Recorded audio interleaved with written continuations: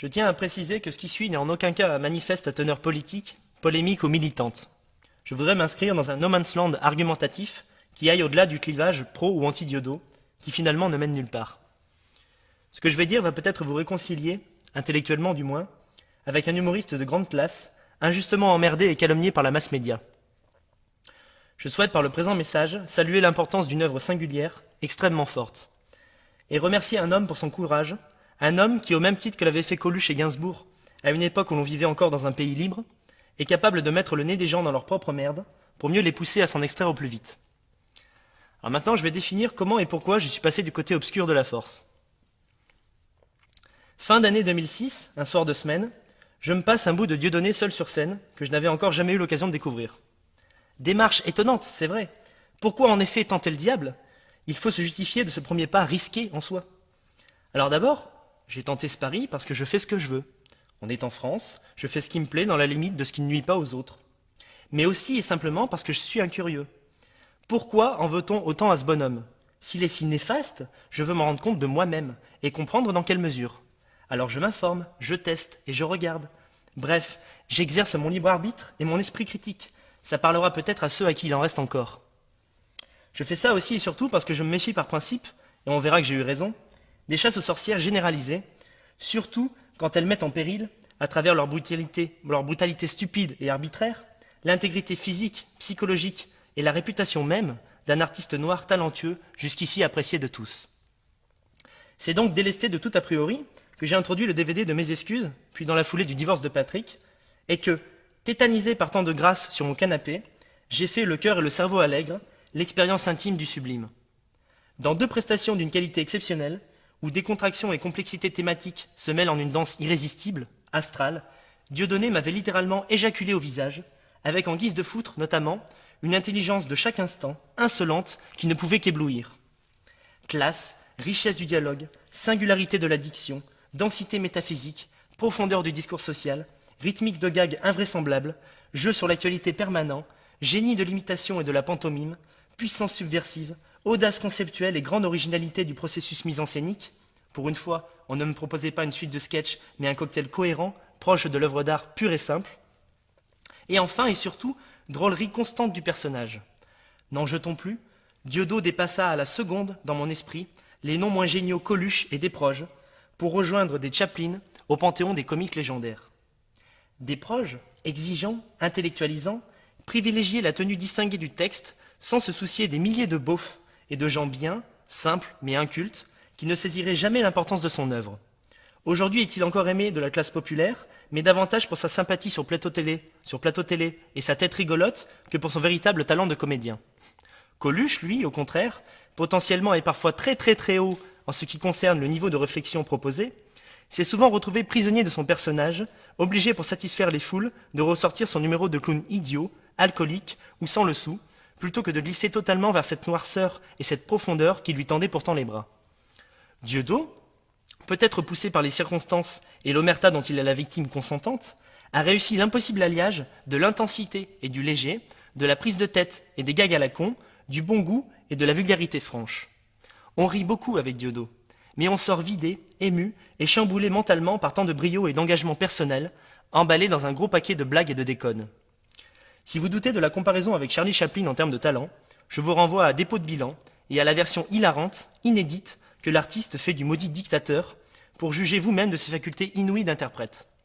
Être confronté à un de ces spectacles, car depuis je les ai tous dévorés, c'est avoir le privilège de rencontrer un homme au sommet de son art, dépassé par sa propre virtuosité. Le sais-tu seulement, Diodo, que tu es un génie, un Chopin du verbe, un Jimi Hendrix de l'humour. Visionner l'un des 5 chefs-d'œuvre qui composent ta panoplie, Le divorce de Patrick, Mes excuses, 1905, Dépôt de bilan, et enfin récemment J'ai fait le con, c'est assister à un phénomène devenu rare en ces temps de médiocrité absolue, l'excellence. Oh, comme je vomis d'avance ceux qui l'auront 30 ans après sa mort, le divin Diodo, en prétendant l'avoir toujours supporté. Mais si, vous savez bien, les mêmes qui ont réalisé au lendemain de son décès qu'en plus d'être vilain et étrange, Michael Jackson savait quand même un peu bien chanter. Je hais ces mecs qui ont toujours un train de retard et qui font prendre un train de retard à l'humanité entière. Ça peut paraître précipité de faire dans l'éloge funèbre et l'oraison, mais les meilleurs ont pris cette fâcheuse habitude de partir en premier. Alors je voudrais avoir la possibilité, Diodo, de te dire ce que la jeunesse, mon anonymat et ma timidité m'ont empêché de dire à temps à Balavoine, Gainsbourg, Cobain, Jackson et autres. On t'aime, Dieudo. Et l'importance que tu as dans nos petites vies d'un télo hippie qui rêve d'un monde meilleur, en paix, c'est une chose que tu as peut-être du mal à concevoir toi-même. Je te demande pourtant d'y croire vraiment et de continuer à nous émerveiller tant que tu en auras la force. On a besoin de ça, nous les petits, les humbles, les rebelles fatigués, les écorchés vifs, pour continuer à mettre un pied devant l'autre en trouvant ça sensé. Alors je ne vais pas faire l'énoncé exhaustif de toutes les choses qui lui sont reprochées, qui sont nombreuses, mais j'aimerais mettre le doigt sur un détail notamment qui m'afflige. C'est quand on répète une énième fois que Dieudo taperait sur les juifs pour mettre en avant la souffrance noire. Comme s'il était une sorte de Zorro de la mémoire nègre. Alors là, on est dans le total n'importe quoi. Soit les gens sont complètement idiots, soit ils sont hypocrites, soit ils ne regardent pas ces spectacles, peut-être les trois à la fois, je ne sais pas. Dit autrement, on reproche à Dieudo son soi-disant récent communautarisme black qui entraînerait, paraît-il, une dangereuse compétition des souffrances. Première nouvelle. Je voudrais dire aux personnes qui pensent vraiment que ceci est vrai, qu'ils commettent, pris en flagrant délit d'ignorance et de bêtise, une grave erreur d'analyse. Dieudo ne dit pas que tous ceux qui sont noirs de peau sont ses frères. Non. Lui envisage, et à juste titre d'ailleurs, la négritude comme un concept. La négritude, aujourd'hui, est davantage une position sociale qu'une réalité esthétique ou phénotypique. Et nègre, celui qui est soumis, accablé, privé de sa liberté de penser. Le noir moderne, c'est le RMiste, le malade délaissé, le vieux mourant, le gréviste accablé, le désespéré, c'est moi et c'est Dieudo. Ainsi, Dieudo est-il l'exception qui confirme la règle, puisque c'est un noir nègre, un insoumis qui a la rage au cœur. Mais nous avons franchi, voyez-vous, une étape de l'histoire grave, et sachez bien qu'il y a beaucoup de blacks qui ne sont plus des nègres. Il y en a même qui sont devenus des tortionnaires de nègres. Voir à ce sujet la remarquable caricature que fait Dieudonné de Colin Powell dans J'ai fait le con, où celui-ci, réduit au rôle de chimpanzé commandé par les Monsieur Sylvestre du gouvernement américain pourri, reproduit en une gestuelle immonde, pathétique, à l'ONU, un discours choquant et mensonger sur les soi-disant preuves qui devaient conduire la terre entière à faire la guerre à l'Irak. Alors il y a beaucoup de raisons qui pourraient légitimer fallacieusement cet acharnement sur un type aussi brillant. Et moi je veux m'éloigner des explications politiques ou people. D'ailleurs, politique ou people, c'est un peu la même chose. Non, moi je veux parler de l'évidence, d'une chose à laquelle j'ai eu moi-même affaire toute mon existence, à minima, la jalousie. La jalousie. Pensez donc. Jamais un Oscar de meilleur réalisateur pour Stanley Kubrick. Van Gogh, mort avant d'avoir pu entendre « Vous êtes génial ». Orson Welles, constamment empêché. Partout, partout, partout. Même Roberto Baggio. Ne riez pas. Roberto Baggio, footballeur incomparable, évincé sans raison de l'équipe d'Italie toute sa carrière. Un mot pour expliquer ces absurdités constantes, pour saisir l'éternel recommencement abruti de l'histoire. Jalousie. La théorie du complot, cela fait bien longtemps que de mon point de vue, ça n'est plus une hypothèse, mais bien la réalité. Les faibles, je parle ici de faibles au sens nietzschéen, les moutons, les non créatifs, les incapables, plutôt que de s'inspirer des forts, ils essaient de les abaisser à leur niveau en usant de tous les moyens possibles. Ingratitude, coups bas, hypocrisie, traîtrise, autoritarisme, ragot, mensonge, tout pourvu de faire taire le génie. Il faut vraiment s'appeler Dieudo pour garder la tête haute et le froc bien placé. Mais à terme, les faibles finissent toujours par l'emporter sur le fort, simplement parce qu'ils sont beaucoup trop nombreux. Quand je pense à tous ces artistes arabo-musulmans à la mode, portés au pinacle par la critique bourgeoise gauchiste française, et qui brillent surtout par leur absence de talent et de coronesse, incapables d'ouvrir leur grande gueule sur l'atrocité du drame palestinien. Pour taper sur des singes, pour se droguer en soirée, pour faire le guignol à la téloche et aller se faire sucer à Saint-Trope, ça ils sont fortiches. Mais dès qu'il s'agit de Gaza, il n'y a plus personne. Pas un seul foutu d'envoyer chier sa promo pour mettre les choses au clair en direct sur le plateau de Michel Denisot, ce carnaval de couilles molles et de collabos qui chaque soir me rappelle ô combien nous vivons une époque d'enculés. Et vas-y que ça rigole, et jamais au grand jamais on use de son statut pour parler de l'essentiel autour. La misère, la guerre, les maladies. Artiste engagé, c'est presque devenu une proposition oxymorique. La jalousie les enfants, croyez-y bien. Parce que, tout auréolé du succès de Bienvenue chez les Ch'tis qu'il est, embarqué aux States pour le remake, Danny Boone n'est pas assez bête, pas assez dupe, pas assez inconscient pour ne pas savoir déjà que son comique débilitant, anecdotique, ne lui survivra pas. D'ailleurs, il aurait bien aimé un petit César, comme il n'a pas eu honte de le réclamer, pour valider artificiellement, alibi mondain, l'aspect artistique inexistant de son film à la noix. Bienvenue chez les mange-merdes, Will. C'est là qu'on en est. Faut dire que quand on trosse l'affiche des derrière de bus 3 mois avant de sortir son machin, c'est difficile de se louper. Mais il le sait, Danny Boone, que son bilout, c'est un, et tutti quanti, ça vaut pas grand-chose. Seule vérité de l'histoire, le talent fait en dernière instance jurisprudence, car en effet, il n'y a pas de postérité pour les œuvres médiocres, même pour celles qui ont triomphé de leur vivant. Qui se souvient de celles et ceux qui enregistraient plus de spectateurs et de succès que Mozart, à l'époque de Mozart, et que le déficit de talent a aujourd'hui condamné à l'oubli le plus certain? Bye bye, monsieur Boone, monsieur Eboué, monsieur Dubosc, une petite tempête de sable dans 50 ans, et c'est comme si vous n'aviez jamais existé.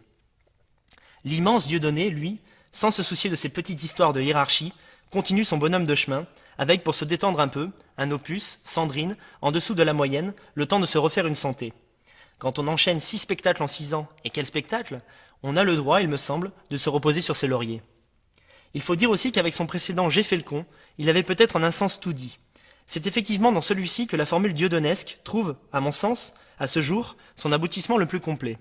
D'abord légèrement déçu par la seule face comique de ce spectacle, dans lequel on rit, il est vrai, moins franchement que les 3 précédents, j'ai comme été rattrapé par une sorte de double effet qui se coule intellectuel, et réalisé en un éclair l'intention véritable après une seconde vision.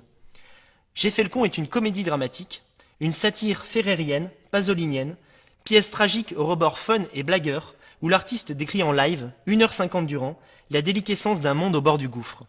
Et si l'on s'esclave moins volontiers, si l'on en sort très mal à l'aise, c'est parce que Dieudot lui-même ne trouve quasiment plus la force d'en rire, de cette immense balle de faux derche et de salope que constitue l'existence moderne occidentale.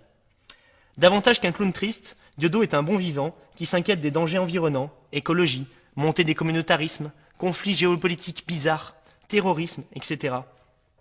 C'est également et avant tout un artiste total, lucide, qui s'aperçoit que l'humanité n'est peut-être pas en mesure de comprendre à temps qu'elle marche à contresens vers le néant. Voilà. J'estime, pour l'avoir bien étudié, lui et ses confrères, que Dieudonné est le meilleur comique actuel et de très très très très loin. Alors du coup, merde, c'est con. Peut-être que je suis facho. Alors, facho ou pas facho? Antisémite? Réactionnaire? PD? On ne sait pas. Eh bien, c'est à vous de juger.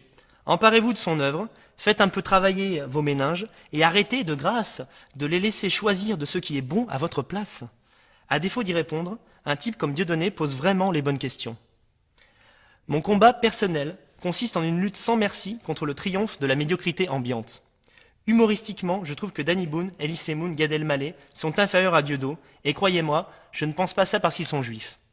Stop au macartisme, stop aux stéréotypes, stop à la bêtise en somme, courez voir Sandrine et les autres farces de Dieudot, et vous comprendrez que ce qu'il nous propose, ça ressemble quand même vachement à la possibilité d'un monde cohérent où l'on vivrait tous unis, intelligemment et en paix. Un monde en somme où l'on saurait aimer.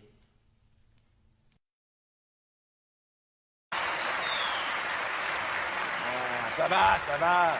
C'était le petit quart d'heure émotion, tu vois. J'essaye de changer d'image aussi. Hein. Ça va d'être une ordure en permanence avec un gosse, c'est bon, tu vois.